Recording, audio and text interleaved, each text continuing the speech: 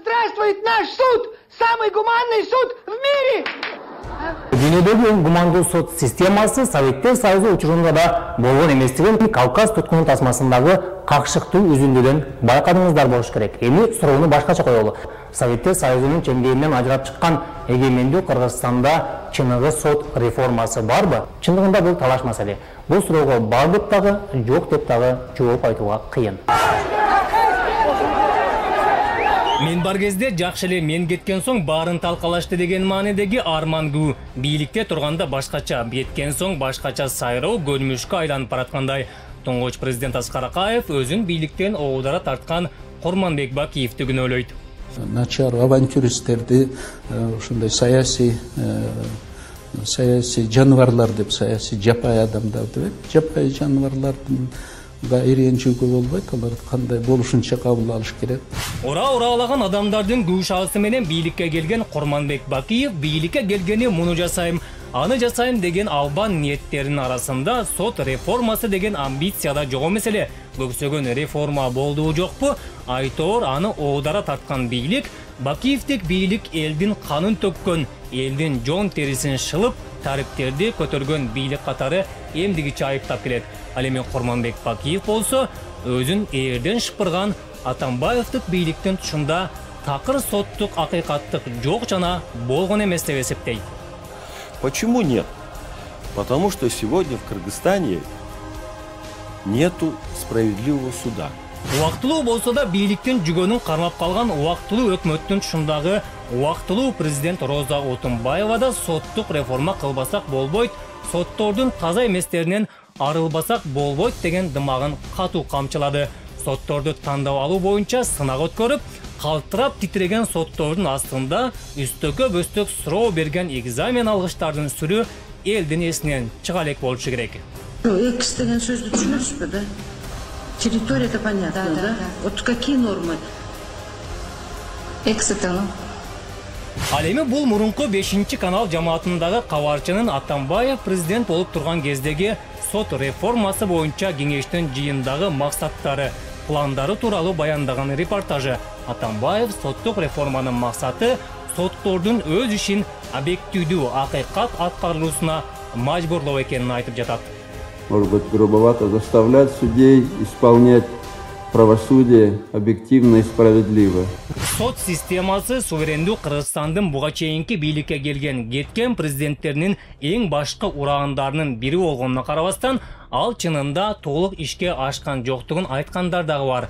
Эл өкүлү Курманкул Зулушев саясий эрк жана каражаттын тартыштыгы сот реформасын артка тартып келди деп эсептейт. Өзүңүздөр билесиздер, өткөн мезгилде 8 жыл сот реформасын аягына чыгарабыз деп көптөгөн иштер жасалды. Тилекке каршы жыйынтык бербеди, көп жагынан аксап да калдык.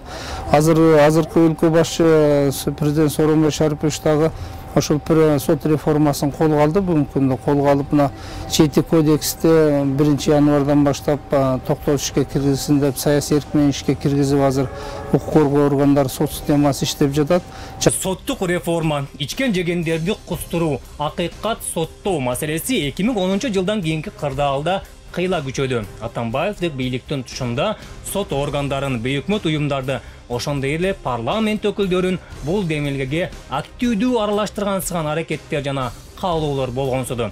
Бирок Атамбаев президенттигин өткөрүп берген соң, Атамбаевдик бийликтин негизги фигуралары болгон Албек Ибраимов, Сапар Исаков, Кубанычбек Кулматов, Икрамжан Элмиянов, Аскар Шадиев баш болгон löктөр Бишкек ТЭЦ жана тарых музейине байланышкан миллион жана миллиарддарды кымырып алды деп шектелип, Атамбаев тушунда турган соттордун авирин айрандай төгүп жаткан кездери. Ошол Атамбаевдин командасындагылар ошол тийиштүү нукка буруп, кызыкчылыктын негизинде чечимдерди чыгарып алып турушкан. Мындайча айтканда, соттордун баардыгы ошол Атамбаев жана анын тегерегиндеги анын жакындарына мындай көз каранды болушкан десек болот да. Туңгуч президент Аскар Акаевдин мөөнөтү бүтсө да, аны мыйзамсыз узартып берген соттор, оппозициялык саясатчыларды бийликтин күчү менен камап, аларды камакта калтырган соттор, коррупция менен мамлекеттик системаны талкалап, жатса да алардын кайрылуусуна жол ачып берген соттор тоок жегенди камап миллиондорду уурдагандардын тымызын парасын алып байыган соттор. Айтор 2005-2010 жылдардагы окуяларга соттордун адилетсиздигин да кошууга болот. Өлкөбүз оңолор беле адилеттүүлүк болсо жакшы жашайбызбы деген максатта Ак үйдүн алдында митингге чыгып курман болгон жигиттердин урматына тургузулган эстеликтин турганына мына 7-8 жылдан жүзү болуп калды. Кыргызстанда соттор адилеттүүбү? Адилеттүү соткор элекмин. Мен ишенбейм адилеттүүлүгүнө. Эгерде адилеттүү чечим чыгарып, адилеттүү неме кылганда эч ким президентке чейин жетпесе керек болот. Кайсы орган болбосун, кандай жетекчи болбосун, мамлекетке, элге зыян келтирген адамдардын баардыгын жоопко тартыш керек. Сооронбай Жээнбеков өлкө башына келгенден бери кимдин күнөөсү болсо сот астында ким экенине карабай жооп берсин, коррупционерлер кимдигине карабай жазалансын деген талабын коюп келатат. Бул бийликтин трендтик кадам ойдон келаткандай. Өлкө башчысы маселени тез арада чечүүгө белсенип, өтүп бараткан аптада да соттор менен дагы бир жолу жолукту. Жыйында мамлекет башчы сотторду катуу сынга алды. Бир карылмайды, бир кумалак шилтет дегендей, силердин катарыңарда сот деген ардактуу наамды алып жүргөнгө татыктуу эмес, кызматкерлер аз эмес. Аларга мына көрүп атасыздар, коопсуздуктагы жарандар дагы нааразы.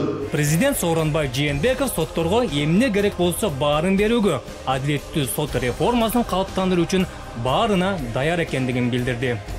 Мына саясий эрк бар бизде. Эң оор реформа баштап атабыз. Каражатты мына бир жылда 38,5%га мына көбөйтүп атылат. Былтырда жылда көбөйүп атат. Бирок мына каражат берип атабыз. Бирок мына көрүп атасыңар, силерден азырынча ошого жараша кайтарым болбой жатат. Сот реформасы деп кулакка угумдуу өлкө үчүн өтө керектүү зарылдыктай туюлганы менен негедир анын ишке ашуусу өтө эле кыйынга турууда дегеле эркин сот системасынын орношу реалдуубу? Жоопту соттордун ашканасын мыкты өздөштүргөн юрист Шамарал Майчиевден сурап көрдүк. Ошо 19-22 жылга чейин соттун бюджети 2 миллиард сом болот.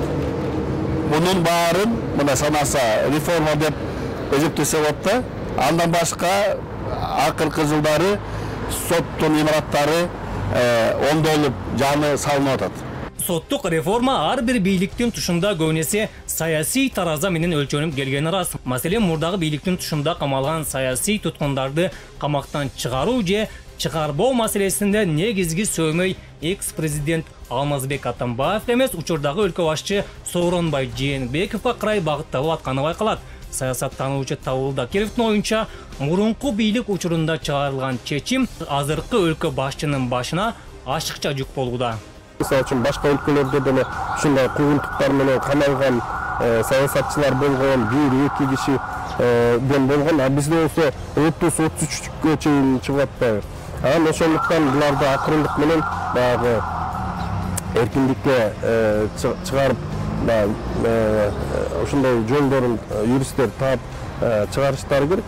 Калыстыкта адилеттүүлүктү тутунуу ар бир соттун, сот тармагында иштегендердин негизги вазифасы болушу керек. Муну алар өздөрү деле жакшы түшүнөт. Бирок иш жүзүнө келгенде балким акчанын айынан, балким кандайдыр бир көрүнбөгөн буйруктардын айынан соттордун калыстыктан тайган мисалдарын көрүп эле келе жатабыз. Мыйзамдын беренелерин, пункттарын тоготпогон сотторго эмне таасир этиши мүмкүн? Балким Кудайдан, тозоктон коркоор деп президент айла кеткенде сотторду тозок менен эскерткени жөн жеринен эместир. Исмат Ибрагимов, Кутман Маматазимов, Автосервис 5 канал.